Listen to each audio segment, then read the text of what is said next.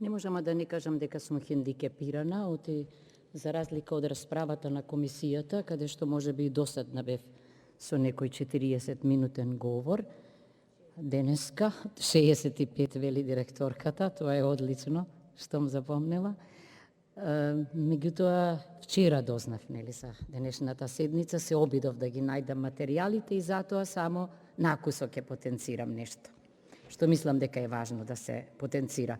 Како и тогаш, така и денеска, како што гледаме, председателката мирно чекаше да дојде точката на дневен ред и тогаш на некој начин го крадевме нејзиното време, но она што сакам да го потенцирам, на сите прашања одговараше сталожено, аргументирано, некогаш не се согласувавме.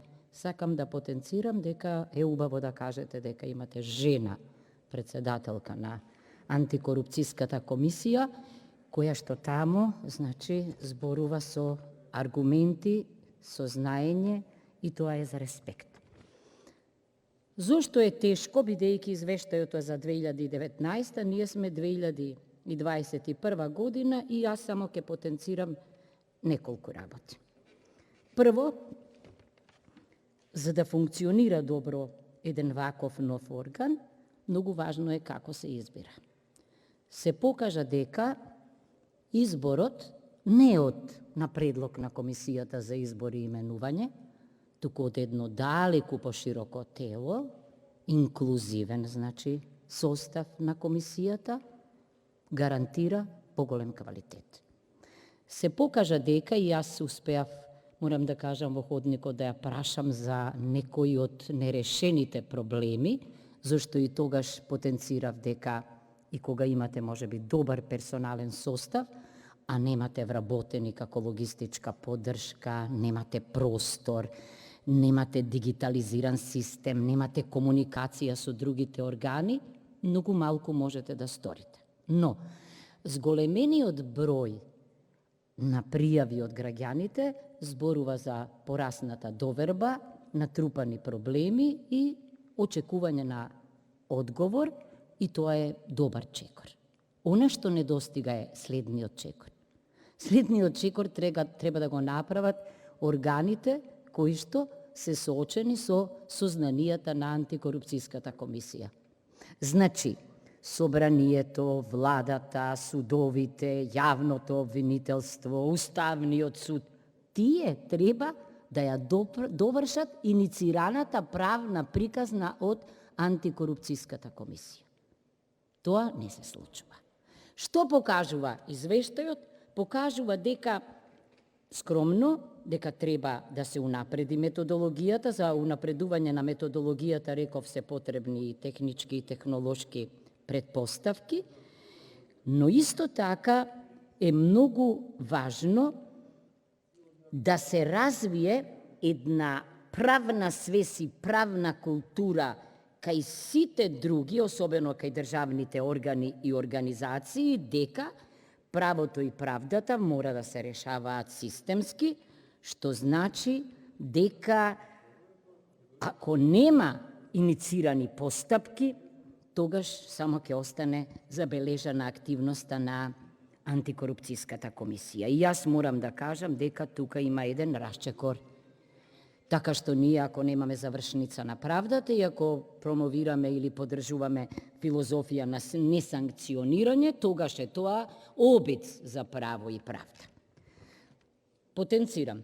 Во извештајот најважниот факт за мене е дека партизацијата и политизацијата, особено првава, се главниот фактор на корупција и криминал. И тоа е факт. Не само заради судирот на интересите, не само заради персонализираните решенија понекогаш на законите, не само заради дискреционото постапување, туку и еве претходното прашање го покажа тоа. Значи, ако ние системски не се зафатиме со решавањето на проблемите, ќе потонеме или ќе живееме во правен институционален илузионизам. За мене е институционален илузионизам, кажувам отворено, да имате заменик премиер за борба со корупција и јас и тогаш кажав, прво сметам председателке дека е тоа неуставно, затоа што уставот вели владата е составена од председател и министри. Второ, може да доверите некому функција што ја имате, а не може вие сте потенцијален кандидат пред антикорупцијска комисија, извршната власт секаде во светот, бидејќи поголема моќ, поголема опасност од нејзина употреба и злоупотреба, но во оваа земја и такви имаме правни институционални решенија и јас се надевам дека и тие ќе дојдат на дневен ред. Значи, со оглед на тоа што е ова прв извештај, со оглед на тоа што е ова тело избрано на еден поинаков начин, со оглед на тоа што граѓаните препознаа во него некој кај кој што можат да иницираат постапки, јас мислам дека и днината ќе биде добра, особено што дознав дека просторните и други предпоставки се веќе обезбедени. И јас сакам нешто да ве прашам, бидејќи штом велите и повторувате честопато дека партизацијата и политизацијата се голем фактор на криминализација, исто мислам дека тоа се однесува од она што го прочитав во наодите и за стручноста и компетентноста на нашата државна и јавна администрација. Јас одговорно тврдам дека ако имате државна и јавна администрација регрутирана на споил систем од типот на победникот му припаѓа пленот, па ќе си вработува кого сака како сака. Всушност ние имавме овде еден закон, замислете, закон за трансфер на вработените, всушност не вработените, кои фигурираат како вработени 10-15 години, а земаат плата. Значи, овде учествувавме и тоа мене ме асоцираше на оној закон за легализација на дивоградби. Такво нешто не постои во правото. Значи, закон за легализација на нелегалното. Или закон за трансфер на вработените кои не работат, меѓутоа примаат плата и им тече стаж. Кој е правниот основ за вработувањето, мене не ми е јасно и тоа е во стартот корупција и криминал.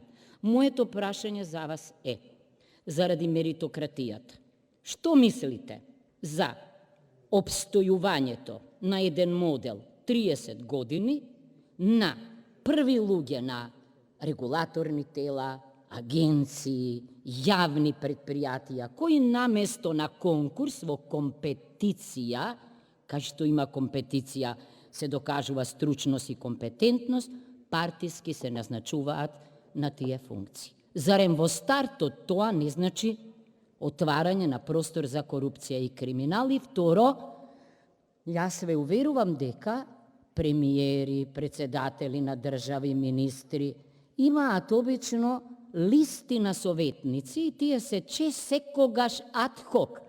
Треба нешто за компаративно уставно право, ќе ја ангажираме Гордана за тој и тој ден да ни каже, па некој други ќе споредиме. Не. Кај нас дознаваме деновиве дека има, пазете, не само советници кои мора да бидат именувани и примањата, туку сега дознавме дека има и непознати советници. Пазете, тајни советници, не баре Джеймс Бонд филмоте. И никој не кажува кои се и колку пари примиле, а гледаме сумата, излезе, нели? 36.000 евра за една година. Значи, мене ме интересира, бидејќи вие системски треба да го решавате проблемот, што мислите за ваквиот начин на обстојување, на вработувањата? Благодарам. Значи, ќе гласам. За еден месец, пардон, уште пострашно. Значи, тоа се некои волшебници, експерти и ги имаше од сите области, се ренесансни личности, а непознати. Можете да замислите.